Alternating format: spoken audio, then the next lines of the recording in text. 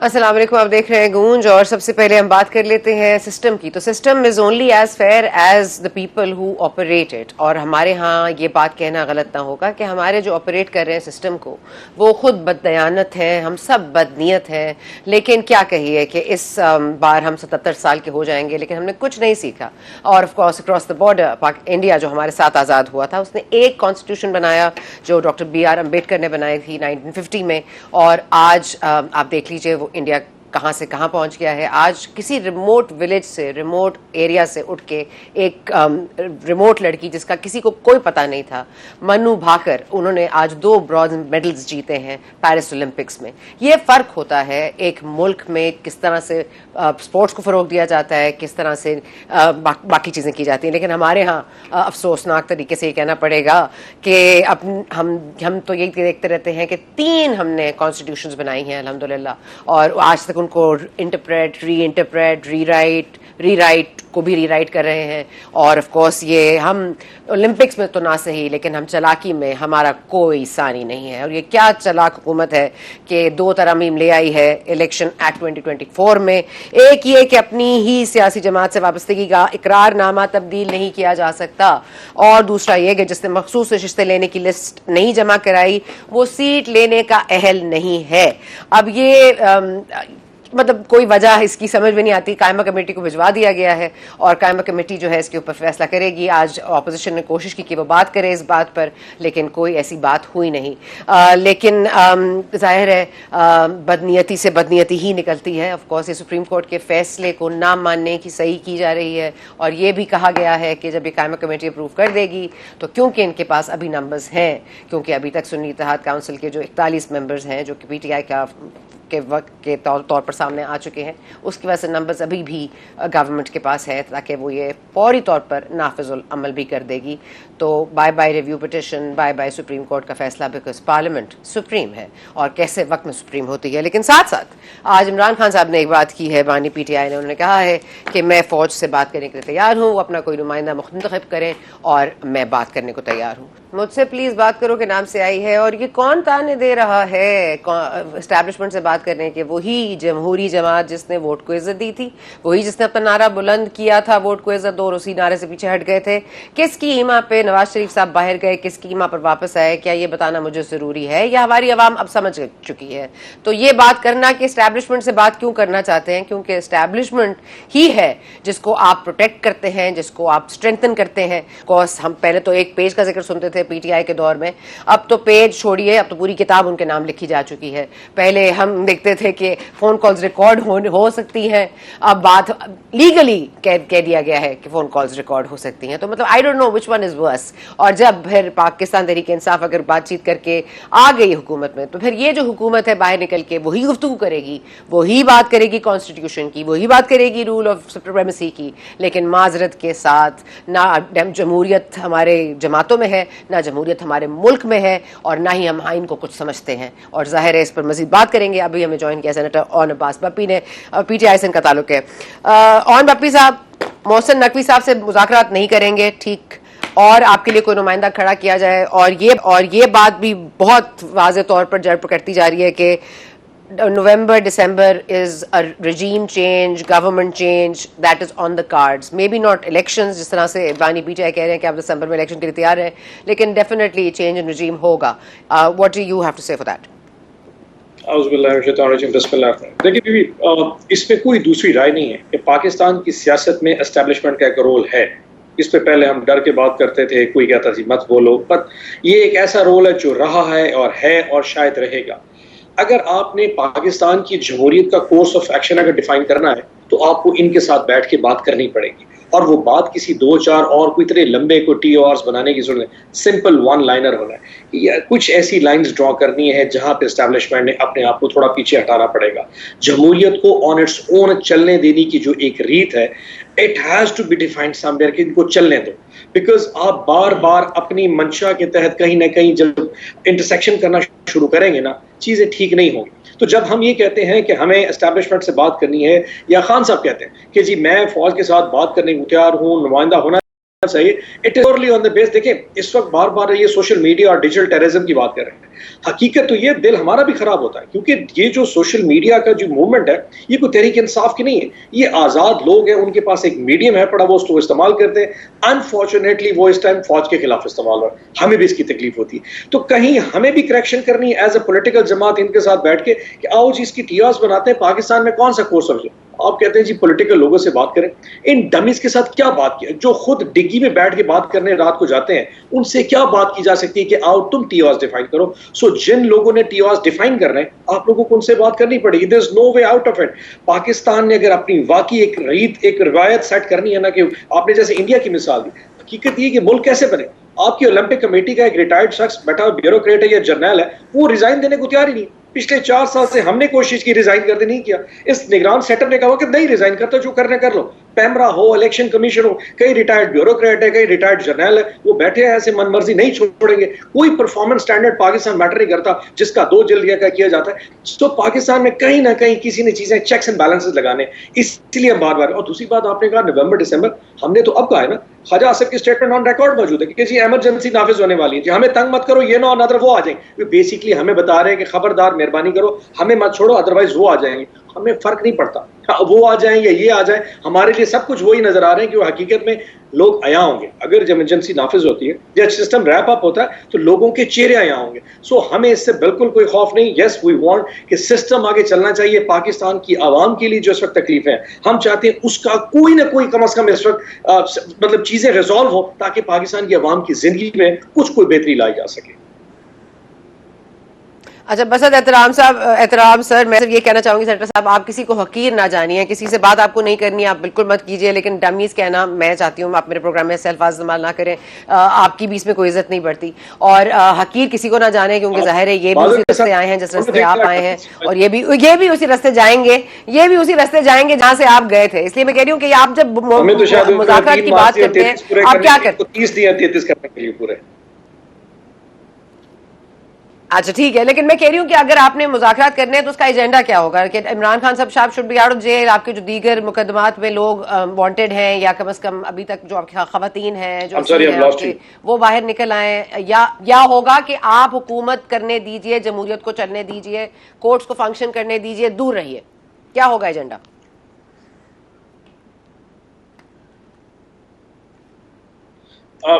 Just 1 second जी।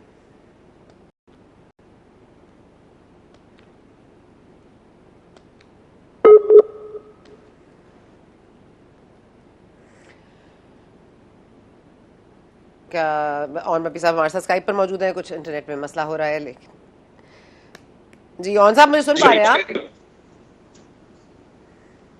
नहीं, I couldn't जी, sorry, repeat जी ऑन साहब, मैं ये पूछना चाह रही हूँ एजेंडा क्या होगा कि जमहूरियत को चलने दीजिए, पीछे हटिए, अदलिया को ऐसे कर लेने दीजिए, इंसाफ का बोलबाला होने दीजिए, या आई और हमें वजीर आजम बना दीजिए?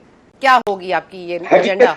हकीकत सिर्फ सिंगल, जो आइन और कानून कहता है आप उसको चलने, जस्ट लेट इट गो। अब देखिए पाकिस्तान के सबसे बड़ा प्रॉब्लम ये है, अपनी मर्जी से आइन और कानून को इस्तेमाल। आज जो कानून पास करने की कोशिश की गई है, मतलब आप सिंपल लिख दें, आपने ये क्या कह रहे हैं कि जी पीटीआई को रिजर्व सीट्स नहीं देनी, उसके लिए आपने 2 कानून, आप एक तीसरा कानून पास कर दें कि ताहयात के लिए नवाज शरीफ या शहबाज शरीफ या मरियम हमेशा वजीर पंजाब रहेंगे और वजीर आजम जो है ना पाकिस्तान रहेंगे। Just do it. सो आपने वो कानून किया जो आपको सूट करता है। सो हमारा single point agenda, let the law and order जो पाकिस्तान का कॉन्स्टिट्यूशन कहता है उसको चलने दें, उसको अपनी मर्जी से सबवर्जन करना शुरू कर रहे हैं, उसकी ट्रांसलेशन है। जो आपको सुप्रीम कोर्ट का फैसला पसंद आता है वो परफेक्ट है, जो नहीं पसंद आता आपने 8 जजों को उठा के बाहर फेंक दिया।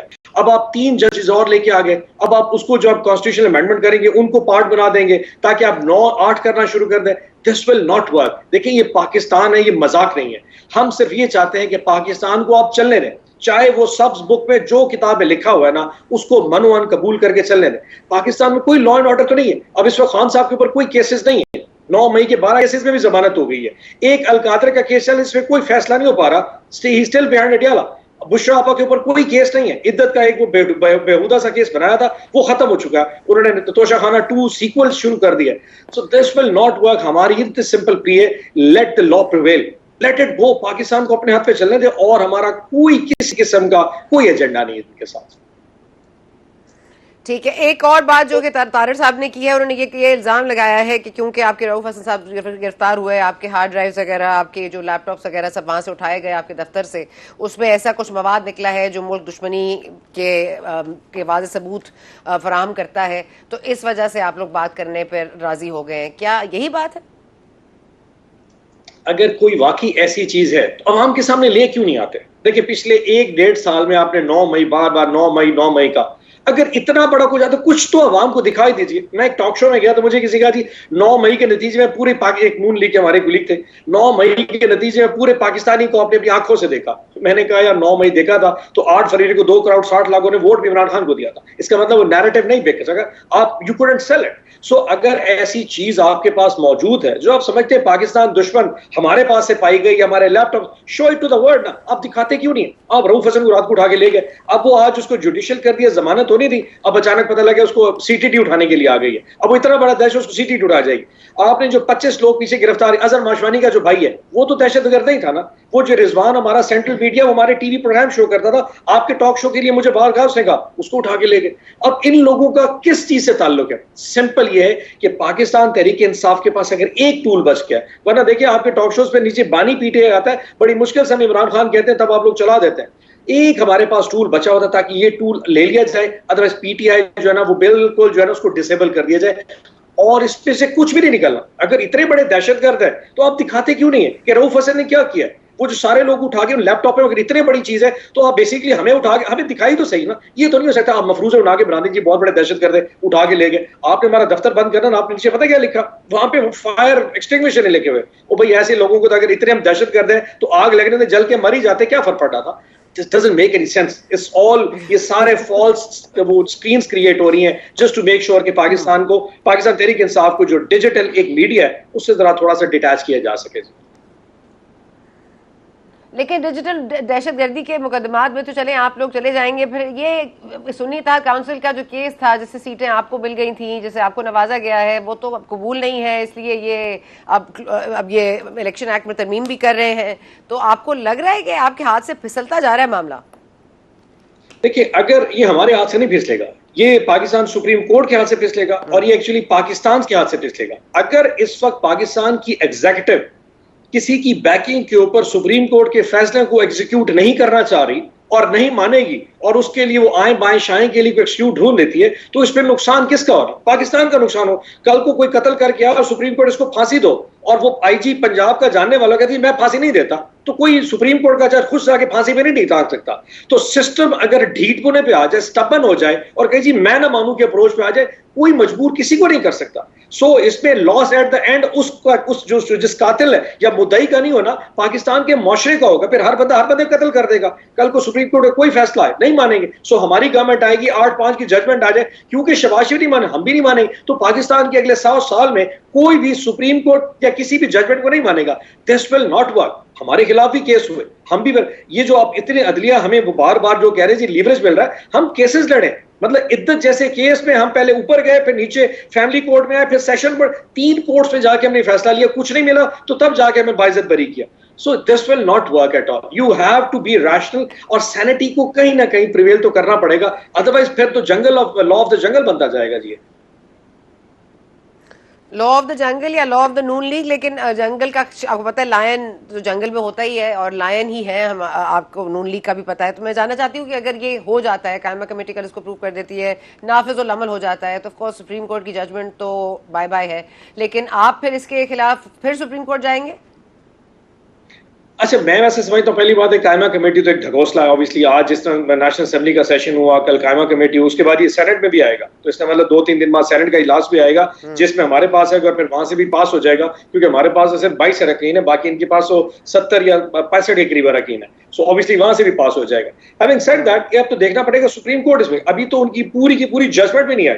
सो फॉर एग्जाम्पल, मिसाल के तौर पर सुप्रीम कोर्ट एक डिसीजन कर देती है कि पाकिस्तान में फलानी चीज अनकॉन्स्टिट्यूशनल है, हुकूमत को पसंद नहीं आती और उसके खिलाफ एक और कानून लेके आ जाए, इस तरीके से तो आप सुप्रीम कोर्ट की हर जजमेंट को रिवर्ट करना शुरू कर दें, कोई नहीं रोक सकता। So at the end supreme court को अपनी डायरेक्शन में खुद देखना है। आई डोंट थिंक सो कि पाकिस्तान तहरीक इंसाफ को या सुन्नी इत्तेहाद को जाना पड़ेगा, सुप्रीम कोर्ट को अपने फैसलों की सैंक्टिटी के लिए खुद स्टैंड लेना पड़ेगा।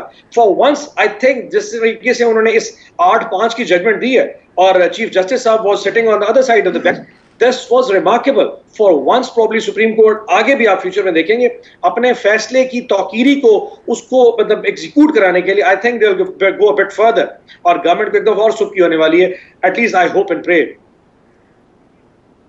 आप ये बात कर रहे हैं कि दे विल टेक अ सो मोटो, आपका मकसद ये है कि सुप्रीम कोर्ट खुद ही इंटरवीन करेगी अपने मामलात को और इम्प्लीमेंट करवाएगी। और आपको पता है कि छुट्टियां चल रही हैं तो 2 महीने बाद अगर ये सब मामलात होंगे, डिटेल जजमेंट आएगी, जब तक दूसरा बेंच बनेगा, जब तक रिव्यू बेंच बनेगा, तब तक तो मतलब काफी वक्त गुजर जाएगा ना। और ये अगर फौरी तौर पर नाफिज अमल हो गया तो मतलब ये तो सारी जो इन्होंने कार्रवाइयां डालनी है उसी अरसे में डाल लेंगे। एक्चुअली 15 दिन के अंदर सुप्रीम कोर्ट को इलेक्शन कमीशन ने लिख के देना था कि पाकिस्तान तहरीक इंसाफ के 80 या 90 के जो अरकान कौमी असम्बली है उनके आप डिक्लेयर करें कि कौमी असम्बली के मेंबर है। तो इलेक्शन कमीशन ने अब सुप्रीम कोर्ट को अपनी रिपोर्ट देनी है। अभी सुप्रीम कोर्ट का असल जो पूरा फैसला फाइनल जजमेंट नहीं आई, शॉर्ट ऑर्डर आया। सो उस ऑर्डर आने से पहले गवर्नमेंट अगर कोई डिसीजन करती है तो मेरे ख्याल में जो लॉ इन इटसेल्फ से कि एक जजमेंट ऑलरेडी पास हो चुकी है उसको रिवर्स करने के लिए मेरे ख्याल में ये कानून वैसे ही स्टैंड नहीं करेगा। मेरे ख्याल में गवर्नमेंट सिर्फ टाइम गेन करना चाह रही है कि इसको कहते हैं लार्जर बेंच से बड़ा कोई बेंच, वो 4 बजे जो 3 एडहॉक जजेस हैं उस पे ले जाए, एक और तमाशा क्रिएट करे। इस दौरान वो 8 जजेस की है कैरेक्टर असैसिनेशन की जाएगी, उनकी नेम ब्लेमिंग वो नेमिंग एंड शेमिंग किया जाएगा, फिर प्रेस कॉन्फ्रेंसेस होंगे, सोशल मीडिया होएगा ताकि उन पे प्रेशर डाला जाए। इस दौरान उनकी और कोई वीडियोज ऑडियोज निकालने की कोशिश की जाएगी। आई एम श्योर बहुत ही गंदी किस्म की गेल करने का प्लान है गवर्नमेंट का, but this will not going to damage and ruin the Pakistan. अब पाकिस्तान के जो हमारा सोशल फैब्रिक है उसको वैसे तबाह कर चुके हैं। एट द जो रही सही थोड़ी कोई वजादारी बची है जो सुप्रीम कोर्ट के लेवल के जजेस के ऊपर है, I think they are just going to ruin that as well. But at the end of the day नुकसान पाकिस्तान का होगा। But let's see, I mean the future is very unpredictable right now जी। अच्छा जी, ठीक है। अच्छा ऑन साहब, लास्टली बता दीजिएगा क्या कोई रिलीफ इन साइट है, क्योंकि हमारी तो बहुत मुसद्दिका इतलात हैं कि कुछ रिलीफ तो मिलने वाला है आपको, ना कि सिर्फ ये कि इमरान खान साहब की रिहाई से मेरी मुराद नहीं है, लेकिन कुछ गल बढ़ गई है। अच्छा, आई वोंट सजेस्ट कि रिलीफ हमें मिलने वाला। आई थिंक जो हमारा अपोनेंट है वो अपनी वर्दीनेस को प्रूव नहीं कर पा रहा। आई थिंक जो आप औरंगजेब साहब की कल की प्रेस कॉन्फ्रेंस देखें, स्टेट बैंक गवर्नर की कल की प्रेस कॉन्फ्रेंस देखें, इससे पहले अगर आप मुसद्दिक मलिक साहब की परसों की प्रेस कॉन्फ्रेंस देखें, पिछले 3 दिन में जो बार बार ये लोग अपनी सीवीज पेश कर रहे हैं और बार बार कह रहे हैं कि हजूर हम बहुत अच्छे हैं, हम काबिल हैं, पाकिस्तान में ये अच्छाई होगी, वो अपनी वर्दीनेस जो प्रूव कर रहे हैं, इससे हमें लग रहा है कि इनके ऊपर अगलों ने शक का इजहार कर दिया कि तुम्हारा वजन उठाना अब हमारे लिए इस काबिल नहीं। इतना ज्यादा बर्डन जो है ना ओवर, जिसके ऊपर एक्सेस बैगेज जो है, वो मेरे ख्याल में इस वक्त की जो रियासत है वो शायद इनको उठा नहीं पा रही। Trouble is eight there and. हमें कितना लीवरेज मिलता है, हमें तो लीगल लीवरेज मिल रहा है, जितना मिल सकेगा चलेगा। इस वक्त खान के ऊपर कोई केस नहीं, स्टिल एन अडियाला, तो हमें तो लीवरेज जो भी मिलना लीगल सेटल से मिलेगा। असल issue is on the other side कि उनकी जो वर्दीनेस, जो कैरेक्टर, जो सीवी है वो एक्सेप्टेबल मेरे ख्याल में नहीं हो पा रही कि तुम लोगों ने ये कमेंट किया था but you can't prove your nature. इस टाइम पाकिस्तान की सोशल मीडिया, पाकिस्तान की आवाम, बिजली के बिल, पाकिस्तान की बेरोजगारी, सारा का सारी जो ऑनस्लॉट है डायरेक्टली और इनडायरेक्टली उस वक्त जो है ना वो किस तरफ को पॉइंट आउट हो रही है। वो जो लोग हैं वो शायद इनका वजन प्लस पाकिस्तान की आवाम ऑनस्लॉट का वजन वो नहीं उठा रहे। Trouble is on that side. पता नहीं वो कितना सब बर्दाश्त करते हैं। नवंबर दिसंबर, I am sure that will be too late for them to take it on जी। Senator Awan Barfi Saab, thank you very much. On that note, I will have to say bye to you, and then we will also continue the discussion. हम बाद में break के बाद किसी ज़ाहिर है legal perspective से भी बात करनी है कि लीगली क्या ये नून लीग कर सकती है, और अगर नून लीग करती है, क्या ये नून लीग की हुकूमत करती है तो Pakistan Peoples Party on board होगी या नहीं, वोट देगी या नहीं। और दूसरी बात ये कि अगर ये सबवर्ट किया जा रहा है फैसले को सुप्रीम कोर्ट के, तो इसके जो नताइज हैं वो कितने पाकिस्तान के लिए ख़तरनाक हो सकते हैं। कॉन्स्टिट्यूशन 3 बना चुके हैं, क्या चौथी बनाने की ज़रूरत है हमें?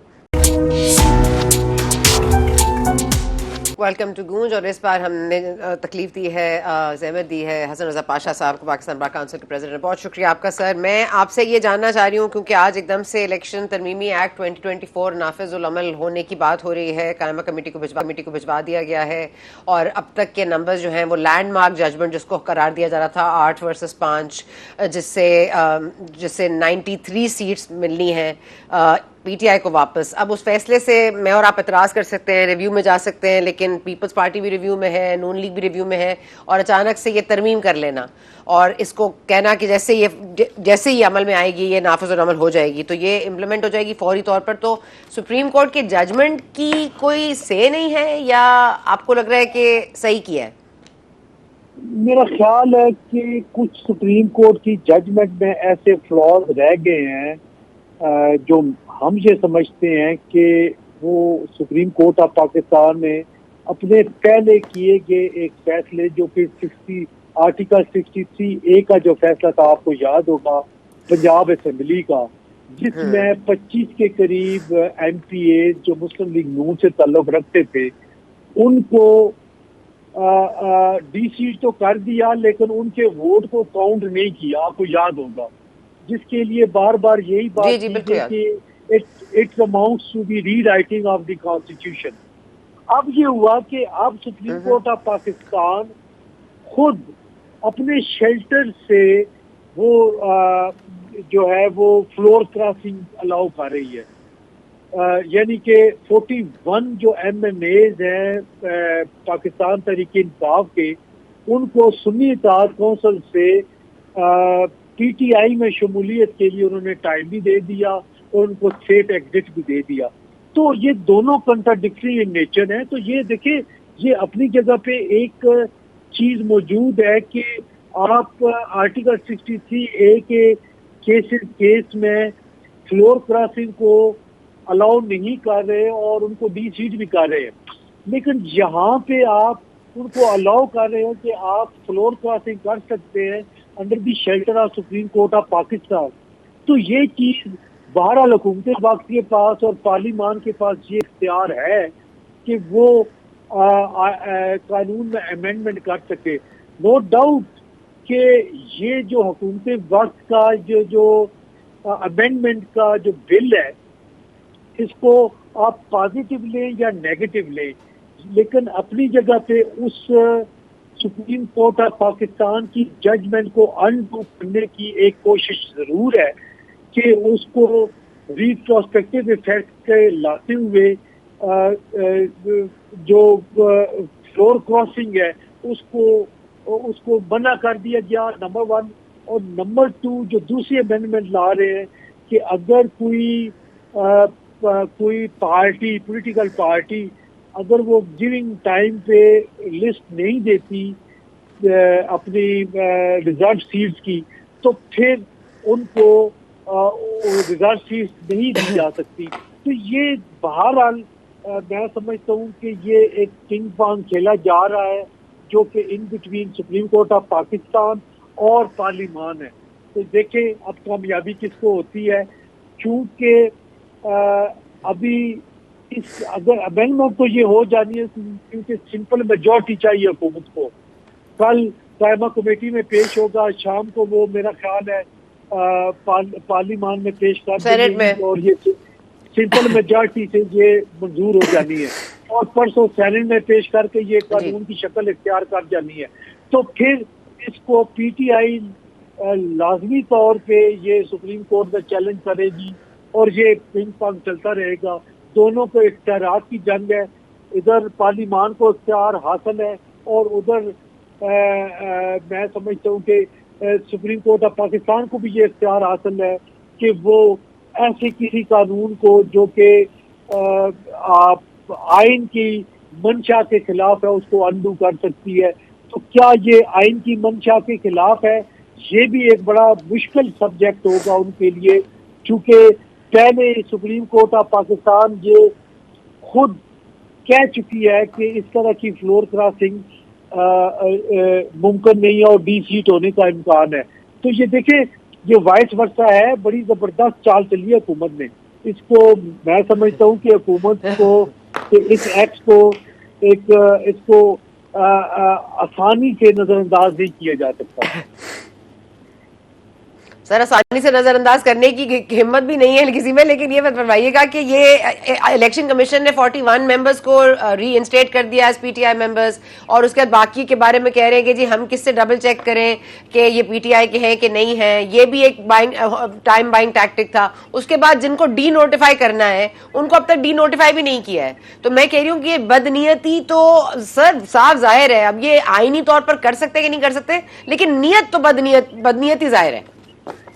देखिए सना, बात ये है कि इलेक्शन कमीशन ऑफ पाकिस्तान साथ ही सुप्रीम कोर्ट ऑफ पाकिस्तान में चला गया है ये इस एनालॉजी की बुनियाद पे कि जनाब हमारे पास अभी कोई स्ट्रक्चर नहीं है पीटीआई का, तो हम किस पीटीआई को, किस तरीके से पीटीआई को ये सीट्स दे सकते हैं। तो ये चीज वो लेके चले गया, और इसके लिए भी सुप्रीम कोर्ट ऑफ पाकिस्तान ने एक विंडो ओपन रखी है कि अगर आपको इस जजमेंट में कोई ऐसी क्लैरिटी नहीं नजर आ रही तो आप सुप्रीम कोर्ट ऑफ पाकिस्तान को रिज्यू कर सकते हैं। तो इसी बुनियाद पे इलेक्शन कमीशन ऑफ पाकिस्तान ने सुप्रीम कोर्ट ऑफ पाकिस्तान को रिज्यू किया है इस बात पे कि हमारे पास तो कोई स्ट्रक्चर ही नहीं है पीटीआई का। अभी तक जो लास्ट उनके इंटरनल इलेक्शन हुए हैं उनको फिडेलिटी अटैच नहीं है, और उनको इलेक्शन कमीशन ऑफ पाकिस्तान ने ये करार नहीं दिया कि ये इलेक्शन ठीक हुए हैं। तो अभी तक वो मामला सब जुडिस है इलेक्शन कमीशन ऑफ पाकिस्तान में। तो देखिए ये वाइस वर्सा चल रहा है। इलेक्शन कमीशन ऑफ पाकिस्तान ने भी जो विंडो इनको सुप्रीम कोर्ट ऑफ पाकिस्तान ने दी थी उसको अवेल करते हुए इस ग्राउंड पे चले गए कि आप हमें मजीद गाइड करें कि इसमें हम क्या कर सकते हैं। उधर से उन्होंने उस पीटीआई के उन इलेक्शन को जो है वो करार नहीं दिया कि ये दुरुस्त इलेक्शन है, और मिनिस्टर गौर अली खान जो कि फाइनल लास्ट इलेक्शन में चेयरमैन इलेक्ट करार पाए हैं उसको अभी तक सेंक्टिटी हासिल नहीं है। इलेक्शन कमीशन ऑफ पाकिस्तान ने उनको करार नहीं करा दिया कि ये चेयरमैन पीटीआई है। तो ये मामला सब जुडिस है इलेक्शन कमीशन ऑफ पाकिस्तान में। तो ये दोनों चीजें साइड बाय साइड चल रही है।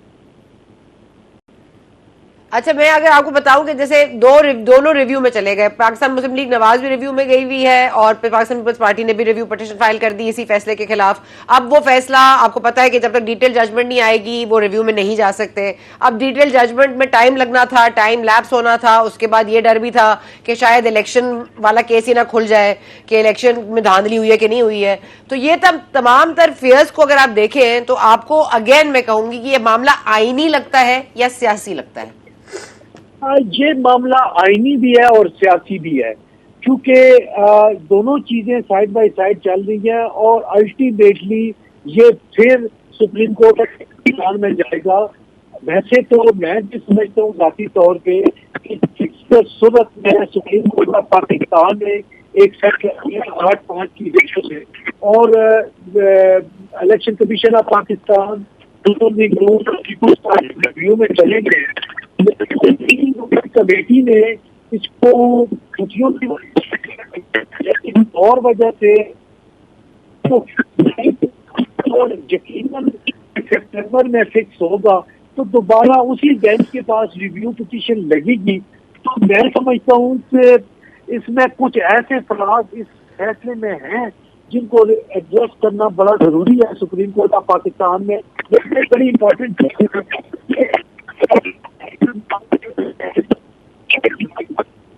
वो और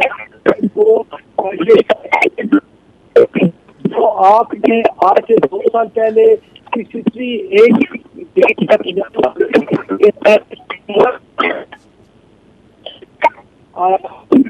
ठीक हो गया सर। उस वक्त भी नून लीग खुश नहीं थी इस फैसले से, आज भी हुकूमत खुश नहीं है इस फैसले से, लेकिन कर वही रही है। लेकिन बहुत शुक्रिया जदून साहब ने, सॉरी अजहर पाशा साहब, आपने ज्वाइन किया, हमें थोड़ा सा आईनी और सियासत में बताया।